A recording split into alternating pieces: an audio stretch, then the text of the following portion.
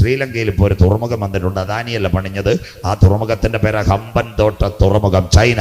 ഈ അടുത്ത ദിവസങ്ങളിൽ ചൈനയുടെ ഒരു കപ്പൽ അവിടെ വന്നു. ആ കപ്പലിന്റെ പേര് ആ ചാരക്കപ്പൽ യുവാങ് 5, ഭയങ്കര ഇന്റർനെറ്റ് സംവിധാനം.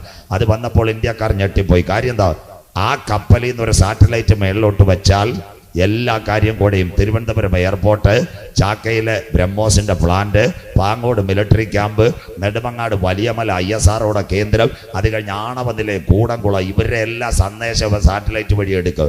അപ്പോൾ ഇന്ത്യയുടെ പ്രധാനമന്ത്രി ശ്രീലങ്കയോട് പറഞ്ഞു, എങ്ങനെയാ കപ്പൽ ഇവിടുന്ന് മാറ്റണം? ശ്രീലങ്ക പറഞ്ഞു, തുറമുഖം അവരെ, ഞങ്ങൾ പറഞ്ഞാൽ കേൾക്കുകയില്ല.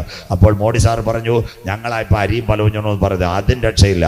അവസാനം ഇന്ത്യയുടെ വിദേശകാര്യമന്ത്രി ഇപ്പോഴും ലോകത്തിലെ ഏറ്റവും വലിയ ഇപ്പോഴത്തെ നയതന്ത്ര വിദഗ്ധന ഈ മോഡി സാറിന്റെ കൂടെ നിൽക്കുന്ന കനം കുറഞ്ഞൊരു ചെറുപ്പക്കാരൻ, അവന്റെ പേര് S ജയശങ്കർ. ഇപ്രാവശ്യവും സത്യപ്രതിജ്ഞ ചെയ്തപ്പോൾ മോഡി സാറ് പുള്ളിയെ അവന്റെ കൂടെ കയറ്റി. ഇവിടുത്തെ BJP-ക്കാർക്കൊന്നും അറിയത്തില്ല.